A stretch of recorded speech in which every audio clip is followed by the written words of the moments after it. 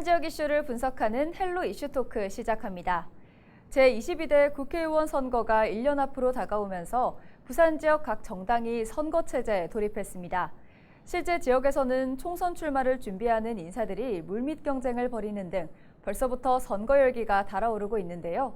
오늘 헬로 이슈 토크에서는 지난주 월요일을 시작으로 매주 월요일 3편 연속으로 부산 지역 각 시당 위원장을 모시고 총선에 임하는 각오와 선거 준비 상황을 알아보는 특집 시간을 마련하고 있습니다.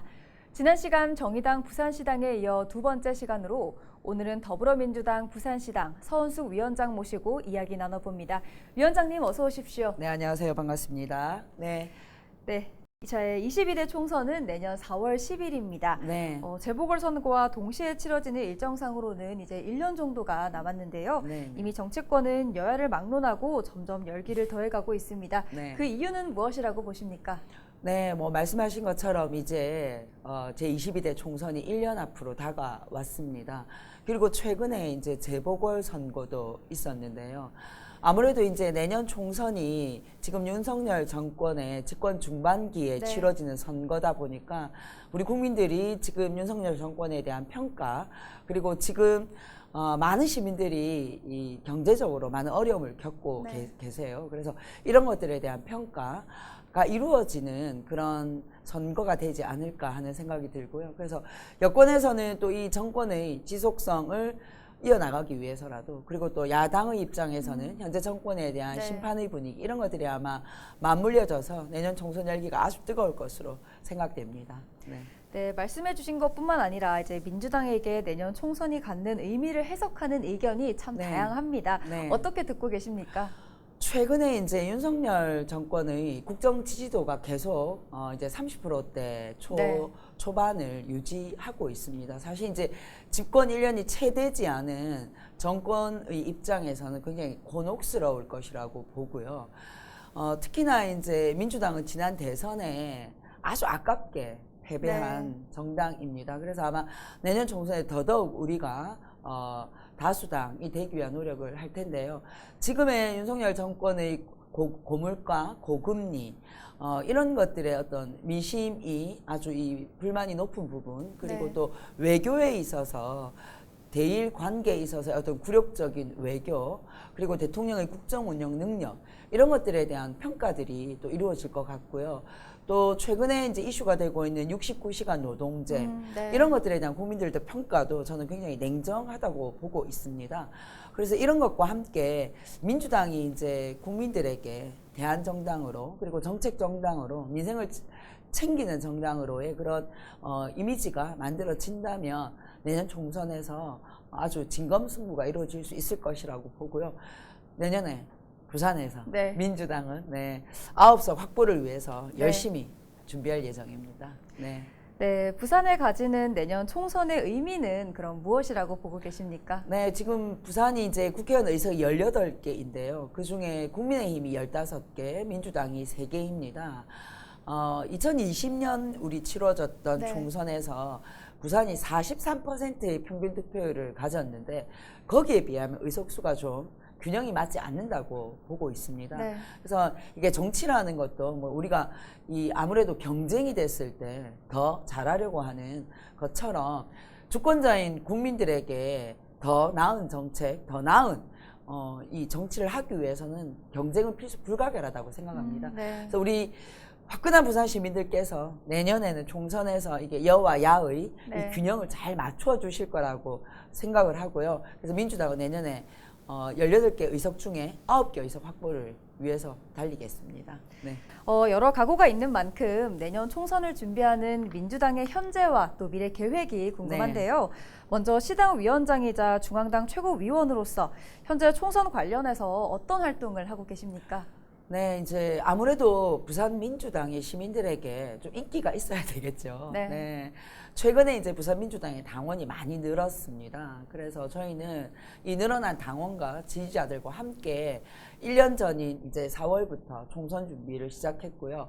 가장 먼저 부산 시민들께 부산의 현안과 우리 대한민국의 미래를 묻는 그런 질문을 좀 드리려고 합니다. 그래서 네. 부산민주당은 위대한 부산시민 10만 인터뷰 사업을 올 4월부터 시작해서 각 지역에서 부산 시민들에게 묻고 시민들의 의견을 듣는 그런 일을 시작하고 있습니다. 그래서 네. 이것을 바탕으로 내년에 부산민주당의 총선 정책과 공약을 마련할 계획이고요. 저는 또 민주당 최고위원으로서 서울과 부산을 오가면서 우리 민주당에서 부산 민주당의 승리를 위해서 중앙당이 더 전폭적인 지원과 또 전략 지역으로서의 부산 민주당을 서포트하기 위한 그런 역할들을 또 높일 수 있도록 제가 활동을 할 계획입니다. 요즘 서울, 부산 또 제 지역구 이렇게 열심히 다니고 있는데요. 그런 성과들이 내년에 꼭 빛을 발했으면 좋겠습니다. 네. 네, 10만 인터뷰 사업을 통해서 이제 시민 목소리를 직접 듣고 또 네. 이것을 바탕으로 정책을 마련하고 또 중앙당의 전폭적인 지원을 이끌겠다 이렇게 말씀해 네. 주셨는데 이렇게 도출한 원인과 고민 방향은 그럼 총선에서 어떻게 수렴되고 또 어떤 방식으로 시민에게 다가서게 되는지도 궁금합니다. 네, 저희가 이제 부산 시민들께 3가지의 질문을 드립니다. 개인적으로 지금 본인의 삶에서 어떤 것이 가장 어려우신지, 네. 그리고 또 본인이 살고 있는 지역에서 어떤 어려움이나 또 어떤 그 불만이 있으신지, 그리고 또 무엇을 했으면 좋겠는지, 그리고 부산 전체를 위해서 또 어떤 것이 필요한지 이런 의견들을 물을 것이고요. 이 의견을 한 4, 5개월 정도 시민들의 인터뷰를 통해서 받아서 정리를 하고 다시 시민들께 저희들이 들은 의견을 말씀을 드리고 검증을 받을 예정입니다. 이 과정에서 전문가들이 함께 합심해서 이런 작업들을 진행할 예정이고요. 내년 총선을 앞두고 저희가 시민들께 부산 시민들과 약속을 다시 돌려드리는 방식으로 말씀드릴 예정입니다. 네, 정치 신인이든 재선 이상 정치인이든 이제 누가 공천을 받게 될 것인지는 정치권뿐만 아니라 부산 시민에게 큰 관심사입니다. 아무로 공천이 이제 제일 중요한 단계이다 그렇죠. 보니까 많은 네. 시민들이 이제 집중을 하고 있는데요. 현재 위원장님께서 생각하는 이번 공천 결과를 가를 가장 큰 기준은 무엇이 될 거라고 보십니까? 아무래도 경쟁력이겠죠. 네. 상대 후보와 싸워서 이길 수 있는 네. 그런 자질을 갖춘 후보가 제일 중요하다고 보고요. 부산시장에는 많은 자원이 있습니다. 그동안 이제 구청장으로서 자기의 실력을 갈고 닦고 또 시민들에게 인정받은 이제 전직 구청장들도 계시고요. 네. 그리고 또 지난 선거에서 아깝게 시민들의 선택을 받지 못한 그런 후보도 계시고요. 또 여기에 또 부산의 발전을 위해서 함께 할 수 있는 그런 좋은 인재들을 모셔서 전체적으로 총선 후보들을 라인업 할 예정이고요. 아무래도 시민들에게 지명도가 높고 경쟁력이 뛰어난 후보를 공천하기 위해서 중앙당과 이런 부분들을 긴밀하게 협의하고 해서 우리 시민들이 만족하실 만한 후보를 네. 보여드리도록 하겠습니다. 네, 그럼 이제 민주당의 준비 방향을 좀 가늠하기 위해서는 네. 현재 민주당이 어느 현안에 집중하고 있느냐에 따라서도 좀 결정되리라고 봅니다. 네. 현재 민주당이 시급하다고 판단하는 지역 현안은 무엇입니까? 네, 뭐 이건 부산 지역뿐만 아니라 전국적으로도 지금 국민들이 느끼시기에 고물가, 고금리 네. 이런 것들이 가장 어려운 부분이라고 생각하고요. 서민 경제를 어렵게 하고 있는 이런 부분들이 제일 시민들에게는 관심이 있는 부분이라 생각합니다. 조금 더 나의 삶이 나아지기를, 그리고 정부가 이런 어려운 국민의 삶을 돌볼 수 있는 정책들을 마련하는 것이 가장 필요하다 생각하고, 민주당은 내년 총선까지 이런 민생, 말 그대로의 실질적인 민생 관련한 정책들을 만들어내는데 중점을 둘 예정입니다. 또 부산으로 보자면 윤석열 정부 들어서 좌초되거나 네. 지금 지연되고 있는 이런 사업들에 저희가 주목하고 있습니다. 특히 이제 2030 엑스포를 앞두고 2029년까지 가덕신공항 조기 개항, 이 문제가 아무래도 부산의 미래를 위해서는 가장 중요한 문제라는 생각이 들고요. 그 다음에 이제 그 부산 도심을 가로지르는 경부선 지하화 문제라거나 혹은 또 대심도와 같은 대규모 개발 사업 이런 것들이 차질 없이 잘 진행될 수 있도록 견제하는 역할들이 필요하다고 보고, 특히 이제 최근 들어서 후쿠시마 오염수 문제 그리고 농수산물 수입산 네네. 문제 이런 것들에 대해서 우리가 현안 대응을 높여서 시민들에게 좀 다가갈 수 있는 그런 정책적인 대안을 마련하는 활동들을 지속할 예정입니다. 네. 그렇다면 이제 부산하면 빼놓을 수 없는 문제가 이제 지방 소멸 문제, 또 수도권과 양극화 문제도 빼놓을 수 맞습니다. 없는데 이러한 네. 현안에 대해서는 어떻게 짚고 계십니까? 그래서 이제 지난 문재인 정부 시절에 부울경 메가시티라는 카드를 이제 저희가 꺼냈었죠. 네, 네. 그리고 이게 실제로 진행이 돼서 특별법까지 만들고 예산까지 이렇게 마련이 됐는데 윤석열 정권 들어서 부울경 메가시티가 좌초된 것이 가장 안타깝습니다. 네. 이게 이제 초광역권으로 부울경이 함께 수도권에 맞서는 지방의 어떤 대응을 할 수 있는 그런 것들이었는데 이게 무산된 것이 굉장히 안타깝고요. 네. 저희는 이 책임을 반드시 물을 예정입니다. 네. 이것뿐만 아니라 앞으로도 부울경이 함께 정책적으로 좀 대응해서 윤석열 정권의 부산 차별 이런 것들에 대해서 적극적으로 대응해 나갈 생각입니다.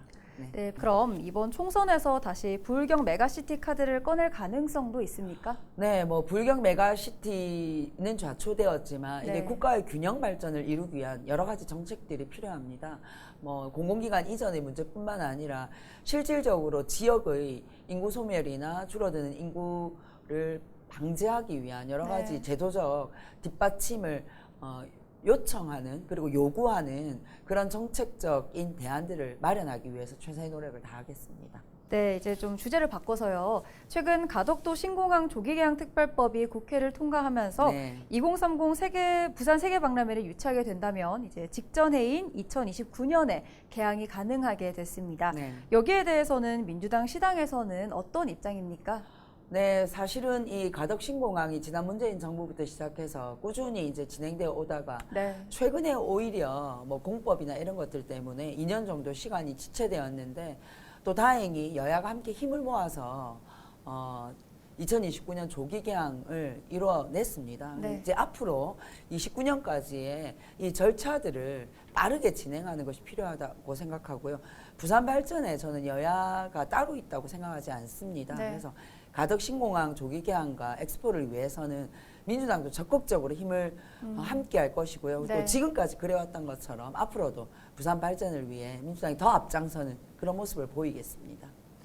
네, 이제 가덕도 신공항 조기 개항으로 2030 부산 세계박람회 유치에 유리한 고지를 점할 수 있게 되었다라는 것은 부정할 수 없습니다. 네. 올 11월에 개최지 발표가 있기 때문에 이미 총선 준비가 시작된 상황에서 엑스포 유치에 있어서도 이제 시당이 목소리를 낼 텐데 네. 어떤 방향성이나 계획을 갖고 계신지 궁금합니다. 오히려 엑스포 유치를 위해서는 부산의 여야는 함께 힘을 모으고 있고요. 네. 오히려 수도권의 네. 그런 또 아주 소극적인 자세라던가 이런 것들을 오히려 더 경계해야 된다고 보고요. 네. 이번에 실사단이 왔을 때도 여야뿐만 아니라 온 부산이 함께 힘을 모아서 실사단의 그 방문을 잘 치러냈는데요. 앞으로도 11월 유치가 결정될 때까지 민주당 부산시당은 엑스포 유치를 위해서 중앙에서도 또 이 중요성을 알리고 함께 하는데 힘을 모으도록 하겠습니다. 네.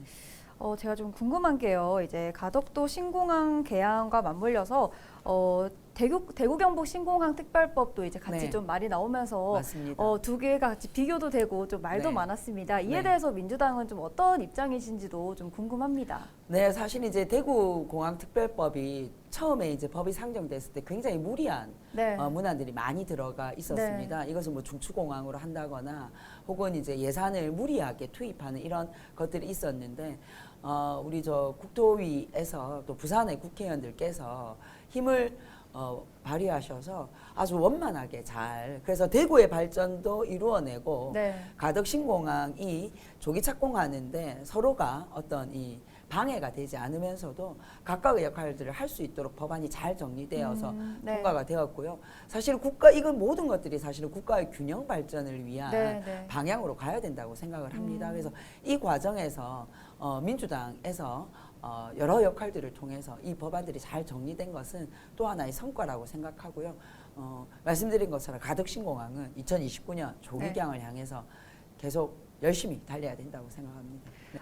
최근 시당 정책연구소인 569 연구소가 운영을 네. 시작했습니다. 어떤 역할을 담당하게 될지, 또 569 연구소가 이제 생소한 시민분들도 많으실 거니까 한번 설명 부탁드리면서 세부 운영 계획도 좀 알려주시면 좋을 것 같습니다. 네, 뭐 5.6도 하면 아무래도 부산의 상징인데요. 민주당에 16개의 시당, 도당이 있는데 그 중에 이제 자체적으로 연구소를 가장 먼저 정비한 곳이 부산시당입니다. 네. 그래서 5.6도 연구소가 만들어져서 그동안 활동을 해왔는데요. 이번에는 이제 새롭게 5.6도 연구소가 조금 정비를 하면서 내년 총선에 공약을 마련하기 위한 전문적인 활동과 함께 아까 말씀드린 부산시민 10만 인터뷰 사업들을 정리해 나갈 예정이고요. 또 부산의 현안과 관련해서 여러 가지 대응들을 할 예정입니다. 지금도 뭐 가덕신공항 문제라거나 그다음에 부산의 유물 문제, 그다음에 원전 재가동의 문제, 그리고 후쿠시마 이 수입산 문제 이런 것들에 대해서 정책적 대안을 마련하고 또 견제하는 이런 역할들을 할 계획이고요. 우리 당의 또 전직 시의원님들, 전직 구청장들, 그리고 여러 교수님들, 전문가들이 총망라되어서 분과별로 나누어서 정책적 대안을 마련하는 활동을 하고 있습니다. 5.6도 연구소가 이제 그 정책적인 역할을 잘해야 내년 총선에서 우리 부산 시민들이 보시기에 부산을 위한 맞춤형 그런 정책들이 잘 마련될 거라 생각하고요. 네. 5.6도 연구소가 시민들에게 좀 제대로 그런 이 자리매김할 수 있도록 더 열심히 활동하도록 하겠습니다. 네, 그럼 민주당 내에서는 선거구 네. 획정 관련해서 어떻게 좀 이야기가 나오고 있습니까? 네, 지금 국회에서 이제 나흘 정도 전 국회의원이 모여서 이제 토론을 나흘간 진행을 했습니다. 네. 이 과정에서 당의 입장을 떠나서 의원 개개인이 각각의 헌법기관으로서의 자기의 소신과 이제 이런 얘기들을 했는데 대체적으로 이제 지금 논의되고 있는 내용은 현재의 선거구는 민의를 반영하기에 많은 어려움이 있고 네. 오랫동안 너무 유지돼 왔기 때문에 그쵸, 네. 지금의 시대에 맞지 않다라는 의견들이 네, 많습니다. 네. 특히나 이 영남 지역과 호남 지역을 봤을 때 특정 정당이 과하게 의석을 네. 점하고 있는 네. 부분에 대한 문제의식이 많으시고요. 그다음 또 양대 정당이 이 의석을 많이 차지하고 있는 것에 대한 다양성이 부족한 부분들도 네. 많이 문제 제기가 되고 있습니다. 그래서 네. 아마 이런 것들이 보완이 될 거라고 생각하고요. 뭐 소선거구제를 유지하면서도 지역의 비례성을 높일 수 있는 네. 방안, 그리고 지역과 수도권의 어떤 편차를 조금 해결할 수 있는 방안, 네. 이런 것들로 논의가 진행될 것 같은데 아마 빠르게 결정이 되지는 않을 것 같습니다. 네. 아마 여러 가지 현실적 어려움이나 또 법적인 정비들이 필요하기 때문에 네. 조금 더 시간을 가지고 논의를 하게 될 것 같고요.